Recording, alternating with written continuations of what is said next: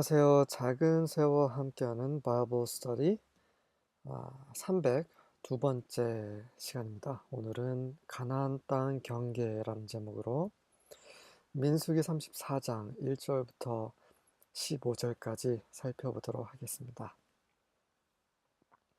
자, 혼자 읽을 때는 굉장히 좀 지루한 그런 성경이에요. 네. 하지만 이 안에는 정말 중요한 것들이 많이 있습니다. 하나님 말씀 다 중요하잖아요. 네. 그래서 이렇게 같이 영어로 읽는다라는 건 그런 의미에 있어서 좀 이렇게 좋은 것 같습니다. 그냥 쉽게 그냥 지나칠 수 있는 그런 것들, 그런 것들을 다시 한번 제대로 살펴본다라는 거, 의미가 있는 거죠. 1절과 2절입니다. 여호와 said to Moses, 여호와께서 모세에게 말씀하셨습니다. Command the Israelites and say to them, 이스라엘인들에게 명하라. 그들에게 이렇게 말하라. When you enter Canaan, 너희가 가나안에 들어갈 때에 the land that will be allotted to you as an inheritance is to have these boundaries. 그 너희에게 allotted, 할당된 거죠. 너희에게 할당될 그 땅, 자, as an inheritance, 유업으로서, 유산으로서, 네, 너희에게 할당될 그 땅은 이러한 경계를 가질지라. 비투용법, 뭐뭐 해야만 한다, must, shall 이런 의미로 보시면 됩니다. 자, 경계가 이렇다는 얘기죠. 하나님께서 왜 이렇게 경계를 정하셨을까요? 계속 보도록 하겠습니다. 3절부터 5절입니다. The southern portion of your country will be extend from the wilderness of Zin along the edge of Edom. 자, 그 너의 나라의 남쪽 portion은 이제 그 할당된 부분을 말하는 거죠.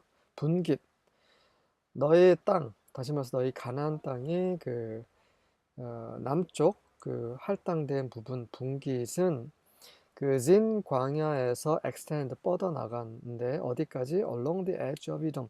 에돔이 살고 있는 그 에돔 족속이 살고 있는 그 땅의 가장자리를 쭉 따라가면서 펼쳐진다라고 말씀하십니다. 이 진이라는 것은 그 우뚝 솟은 험한 바위란 뜻이에요. 그래서 그쪽에, 그러니까 가나안 남쪽 지역에 바위가 많이 있는 것으로 알고 있습니다. The southern boundary will begin on the east at the Dead Sea. 그래서 그 남쪽 경계선은 그 동쪽에서 시작해서 그 동쪽 바로 그 홍해가 아니죠. 그 사해죠. 사해에 있는 곳에서 시작한다라고 기록이 되어 있고요. It will then run south past Scorpion Pass in the direction of Zin. 자, 그래서 그 Zin 광야를 향해서 그 방향으로 스콜피온 패스, 그 전갈이 지나가는 그런 이름의 지역을 통과해서 남쪽으로 run, 뻗어나간다라고 되어 있습니다. 자, 이게 언어로 되어 있으니까 좀 이해하기 쉽지 않으신데 한번 여러분들이 구글에서 찾아보세요.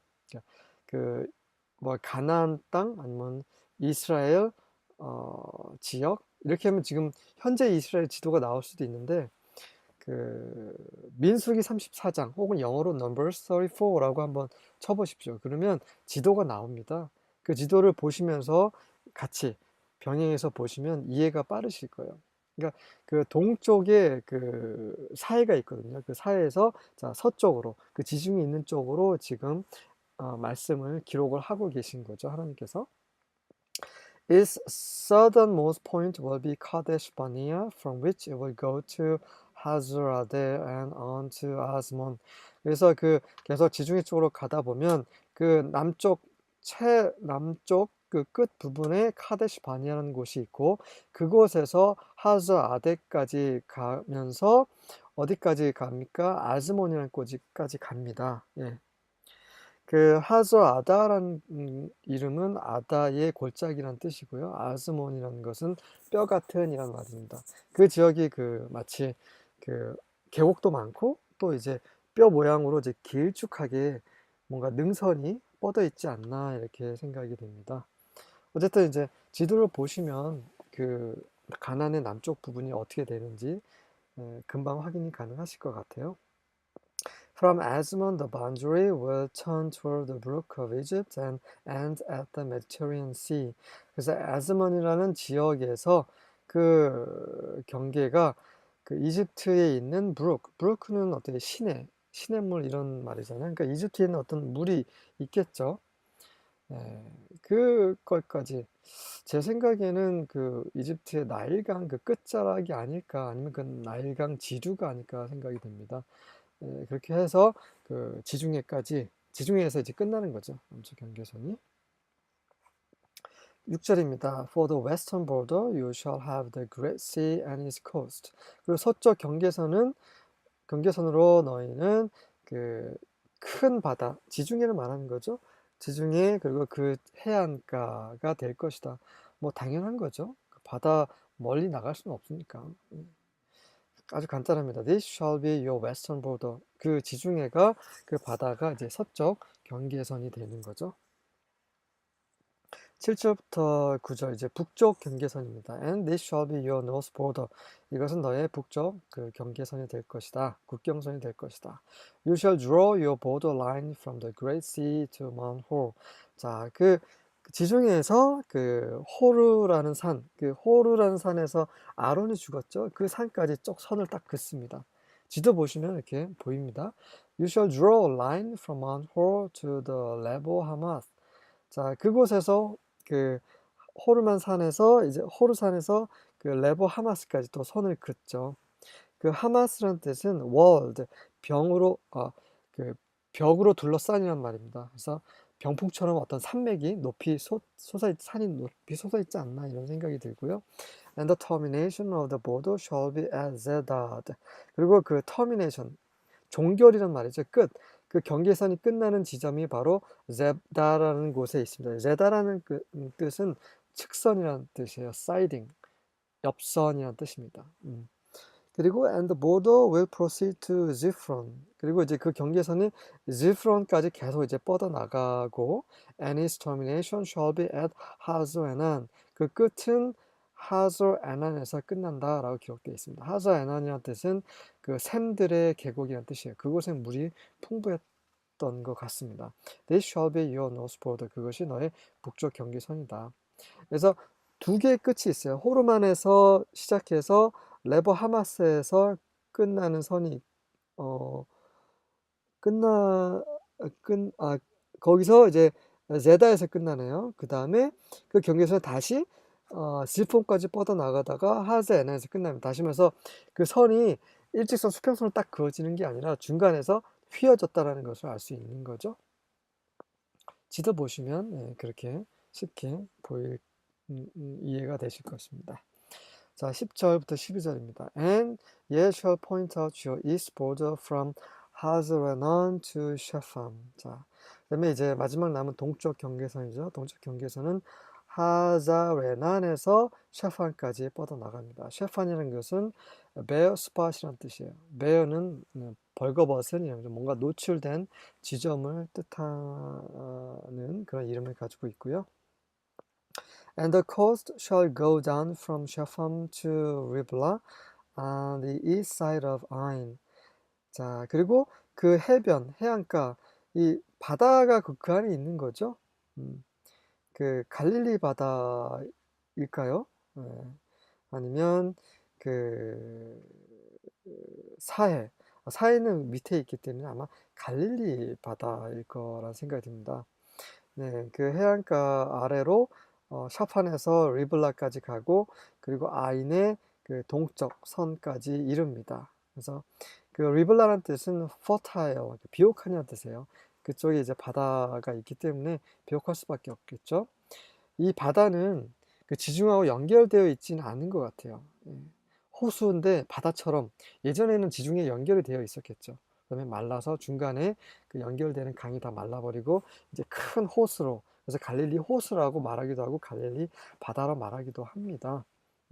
이 바다가 정확히 갈릴리 바다인지는 여러분들 한번 확인해 보시기 바랍니다. 제가 확인이 안 된 거라서 그냥 제 짐작한 것을 말씀드리는 거고요. 그 아인이라는 뜻은 fountain, 샘이란 뜻입니다. 어쨌든 그 지역이 비옥하고 물이 많은 지역입니다. And the border shall descend and shall reach onto the side of the sea of Cinnereth eastward. 자, 시네렛이라는 그 바다가 또 있네요. 이게 또 갈릴리 바다랑 같은 것이 아닐까 그런 생각이 듭니다. 정확한 건 아닙니다. 그 경계선이 descend 아래로 내려간다는 거죠. 아래로 내려가서 그 시네렌 동쪽에 있는 바다의 측면까지 이르게 됩니다. 이 시네렛이라는 뜻은 그 하프 모양이란 뜻이에요. 그래서 뭔가 그, 그 휘어져 있는 그런 모양이 아닐까 생각이 되고요. And the border shall go down to Jordan. 그래서 그 경계선이 요단강까지 내려갑니다. And the goings out of it shall be at the Salt Sea. 그리고 이제 거기서 이제 밖으로 나가는 곳이 바로 그 사해, 그 소금 바다가 될 것이다. 네, 그래서 여기 위에서 말한 코스트라든지 시내라 이것은 사해하고 다른 바다인 것으로 이해가 되네요. This shall be your land with the coast thereof round about. 이것이 바로 너의 땅이 될 것인데 이 땅은 그 해변, 그 바닷가를 둘러싼 그 지역까지가 너의 땅이 될 것이다 라고 하고 있습니다. 13절부터 15절입니다. So Moses commanded the Israelites. 그래서 그렇게 모세는 이스라엘 사람들에게 명했습니다. This is the land you are to receive by lot as an inheritance, which Yahweh commanded to be given to the 9.5 tribes. 자, 이곳은 바로 너희가 그 유업으로서 그 제비 뽑아서 받게 될 그런 땅인데 그 땅은 여호와께서 그 9개 반 지파에게 주시고자 명하셨던 그 곳이다. For 왜냐하면 the tribe of Reubenites and the tribe of the Gadites have received their inheritance according to their ancestral houses, and half the tribe of Manasseh has received its inheritance. 자, 이렇게 9개 반 지파만 받게 되는 이유는 루벤 지파와 갓 지파가 이미 그들의 유업을 그들의 조상의 가문 지파에 따라서 받았기 때문이다. 그들과 함께 또 므낫세 반 지파도 그들의 유업을 받았기 때문이다라고 모세가 설명을 합니다. The 2.5 tribes have received their inheritance across the Jordan from Jericho eastward toward the sunrise. 자, 앞에서 예전에 그 언급이 된 대로 이 2개 반 지파는 요단강 서편이죠. 서편. 그러니까 여리고를 기준으로 해서 그쪽 여리고에 있는 요단강을 건너편. 다시 말해서 동편이네, 동편. 잘못 말했습니다. 그 태양이 뜨는 그 동쪽으로 난 그 지역은 다 이 2개 반 지파가 이미 유업으로 받았습니다. 자, 하나님께서 이 가나안의 경계선을 정하신 이유는 무엇입니까? 하나님께서 약속하신 것을 지킨다는 것을 다시 한번 보여주시는 거죠. 자, 그리고 가나안 땅은 영적인 의미의 가나안 땅이기도 하지만 물리적인 가나안 땅입니다. 너무 영적인 것만 추구하시는 그런 분들은 너무 그 물리적인 것을 좀 이렇게 무시하는 경향이 있으신 것 같아요. 그렇지 않습니다. 하나님은 영적인 것뿐만 아니라 이런 물질적인 것까지도 존중하시고 그분이 창조하신 것입니다. 그래서 새하늘과 새 땅은 이 영적인 것뿐만 아니라 물질적인 것도 됩니다. 새하늘과 새 땅, 새 예루살렘이 이 땅에 내려오죠. 새하늘과 새 땅, 지금 우리가 보는 이 땅이 다 보이는 이 하늘과 땅이 없어지고 다 새롭게 됩니다. 그곳으로 다시 새 예루살렘이 임하는 거죠.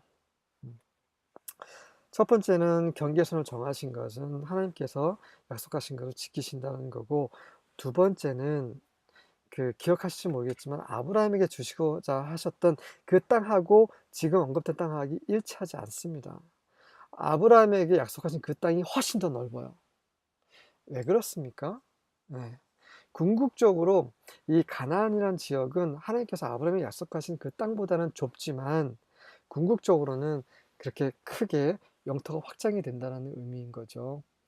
자, 언제 그게 성취가 됩니까? 솔로몬 때 한번 성취가 됐어요. 하지만 솔로몬 때도 그 가나안 그 밖의 지역을 식민지화를 한 거지 그곳까지 유대인들이 이스라엘이 살지는 않았습니다. 그래서 최종적으로 그 하나님께서 아브라함에게 약속하신 그 땅은 언제 회복이 됩니까? 언제 성취가 됩니까? 바로 예수님께서 다시 오실 때 온전히 성취가 되겠죠. 이런 모든 부분들을 기억하라고 이렇게 경계에서는 말씀하시는 거고요. 마지막으로 언급드리는 것은 하나님께서 경계를 정하셨어요. 그래서 다른 나라, 다른 민족이 이 지역을 다시 뺏어갈 수 없는 거예요. 근데 뺏어갔죠. 아시리아도 바벨론 제국도. 왜 그렇습니까? 이스라엘이 하나님께 불순종함으로. 이런 모든 것들이 여기에 다 연결되어 있는 것입니다. 네, 수고하셨습니다.